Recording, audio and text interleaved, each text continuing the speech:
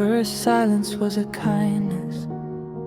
It gave us room to breathe, a pause between the things we didn't yet know how to say. We treated quiet like a bridge, something we could cross together, hand in hand, trusting it would hold.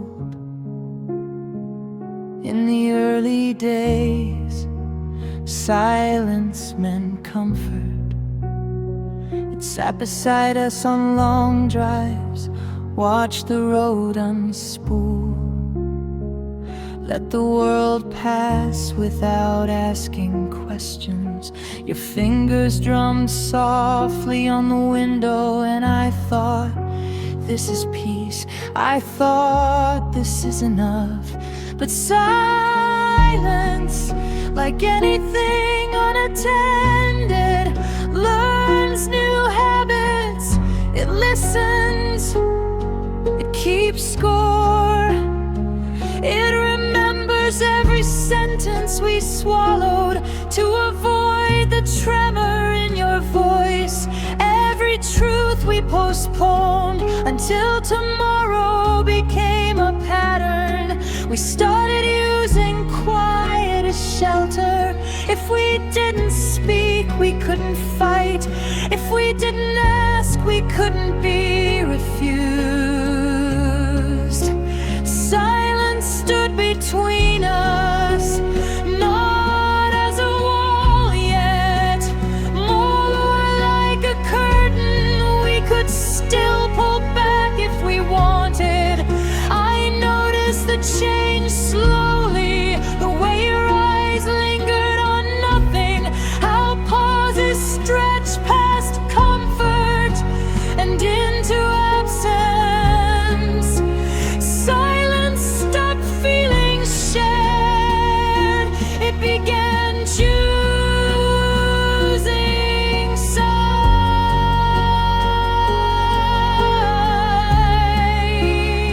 We sat across from each other at dinner, forks tapping plates like nervous signals. The room filled with unsaid sentences, heavy as furniture. I rehearsed honesty in my head, but the words felt too sharp, too likely to shatter what little calm remained. So I let silence speak for me.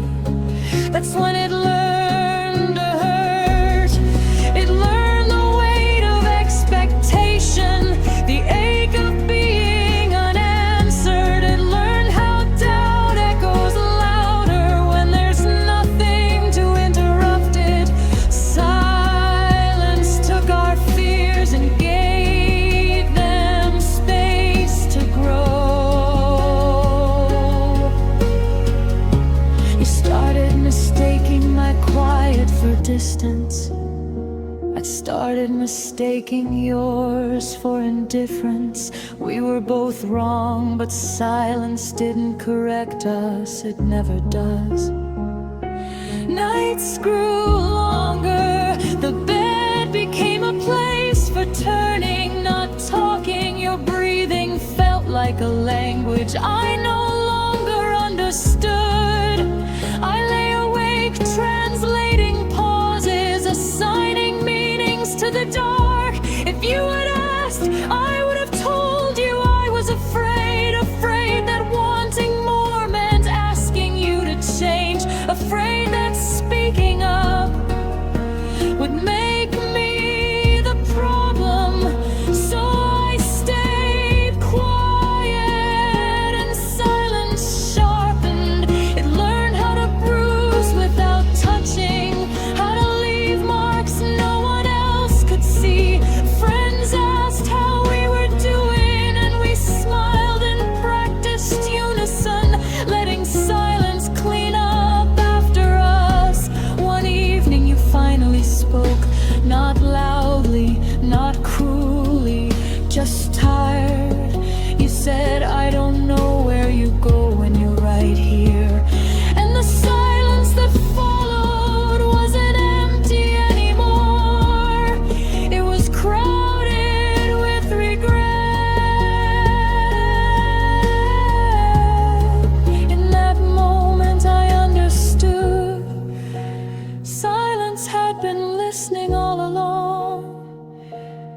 taking notes,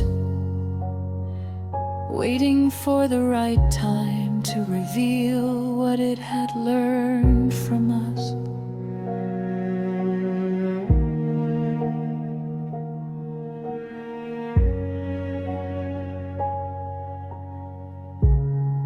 We tried to relearn language after that, small check-ins, careful confessions, but silence had already changed shape. It no longer waited its turn.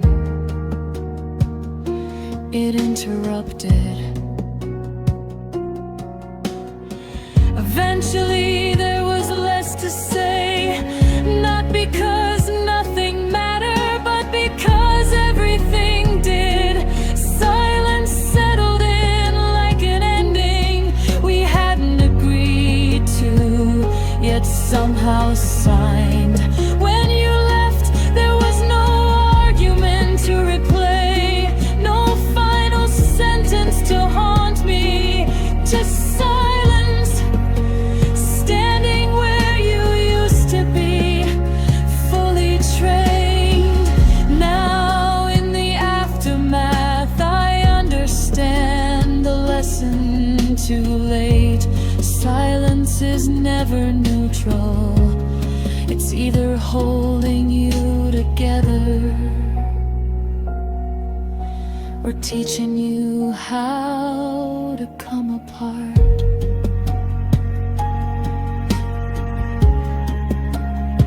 I sit alone with words I've learned to speak, practicing them out loud so they don't turn into something else.